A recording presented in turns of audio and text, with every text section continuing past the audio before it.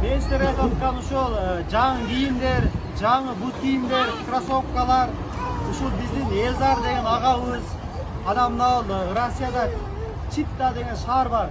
Ошол жакта эмгектенип аткан Кубаныч деген агабыз, Ош шаарындагы эжекелерибиздин колдоосу менен жаңы бут кийимдер келген. Мына ошолорду силерге аманат катары беребиз.